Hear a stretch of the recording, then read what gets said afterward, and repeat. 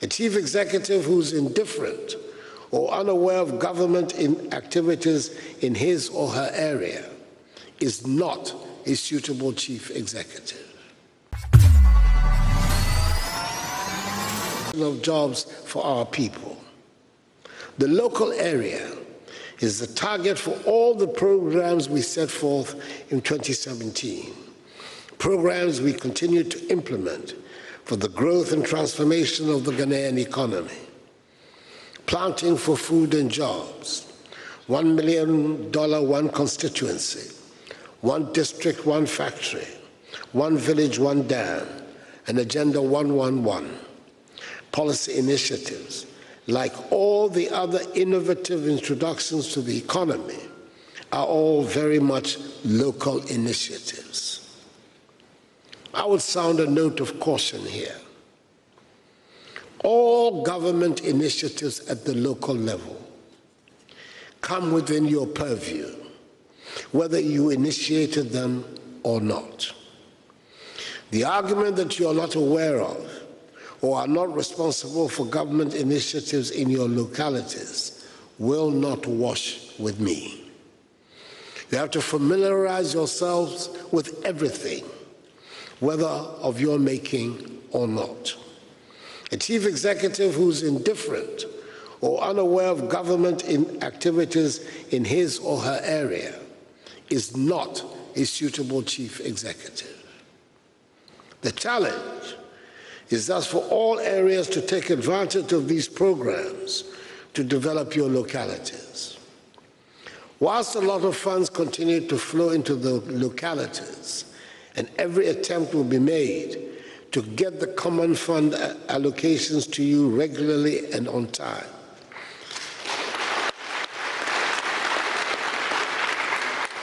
I encourage you to work to increase internally generated funds.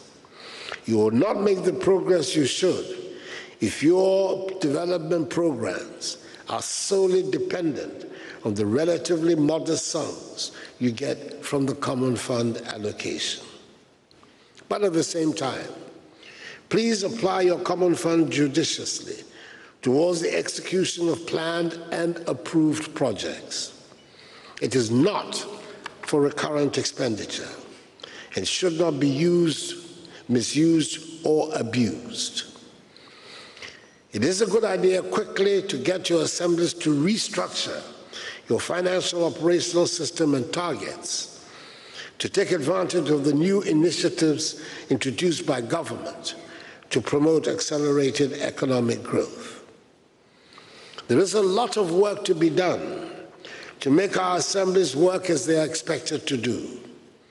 You should start by making sure you acquaint yourself with all the relevant laws and work in close collaboration with your assemblies, traditional authorities, opinion leaders, religious leaders, and other key stakeholders in your localities.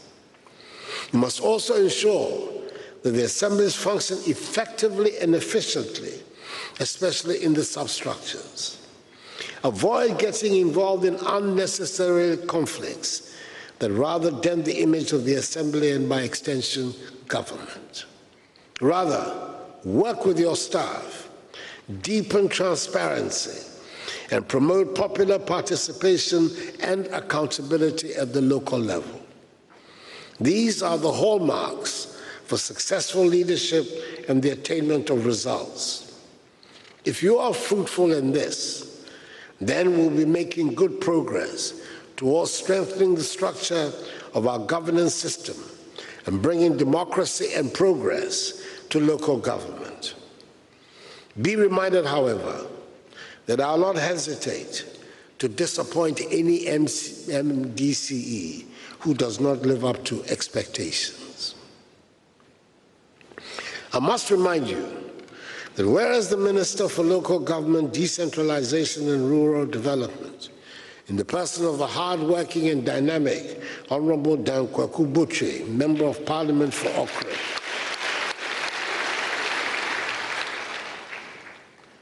who enjoys my full confidence,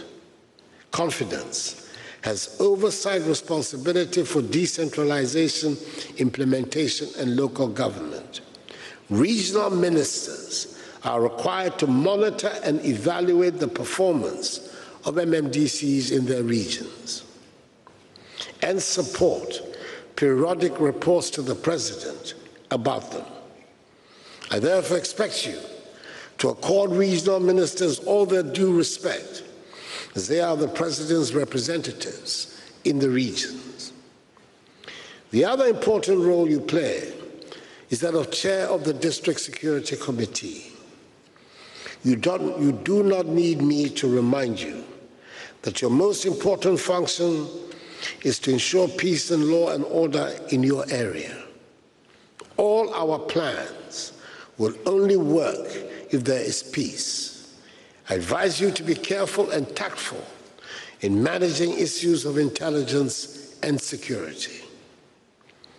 I urge you as soon as possible, i.e. within 3 months of assuming office, to declare your assets as demanded by the Public Office Holders Declaration of Assets and Disqualification Act, 1998, Act 550, Schedule 1, Subschedule 5. That exercise will be monitored. It is important that the Ghanaian people understand that for us, public service is exactly that, public service, not personal gain. Before I conclude, there's one matter which I must address. All of you saw at first hand the massive expression of interest by many to become MMDCEs.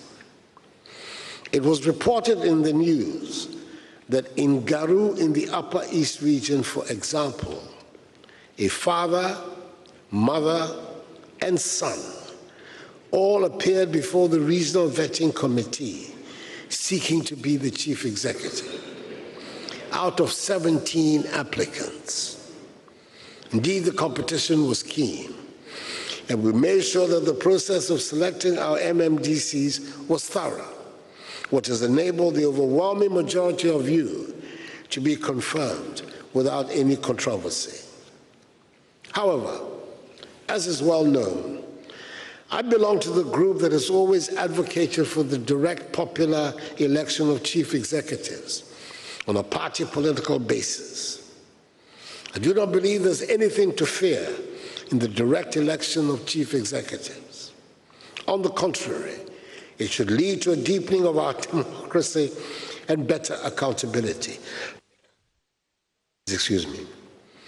We tried to bring this to fruition during my first term through the repeal of Article 55, Clause 3 of the Constitution. When I believed there was a broad national consensus for this to happen, the main opposition party, the National Democratic Congress, made a U-turn and stated that it was no longer prepared to go along with the national consensus. They indicated further that they would actively campaign for a no vote.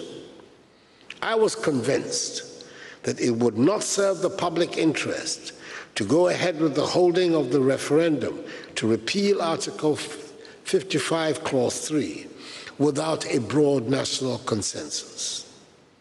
The repeal of an entrenched provision of the Constitution should not be driven by partisan party considerations.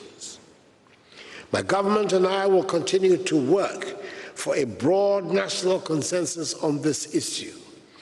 And should such a consensus be attained for the repeal of Article 55, Clause 3 of the Constitution, and an agreement reached for political parties to participate in and sponsor candidates for election to metropolitan, municipal, and district assemblies, at any point during my tenure of office as President of the Republic, the matter we brought back again to the front burner of our public discourse for the necessary action.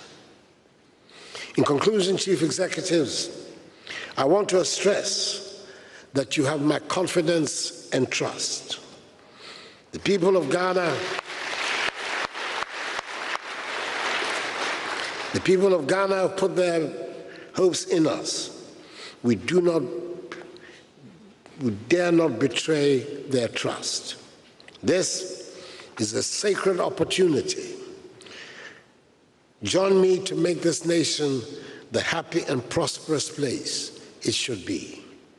I wish you a successful program and traveling mercies back to your localities. May God bless us all in our homeland, Ghana, and make her great and strong. I thank you for your attention.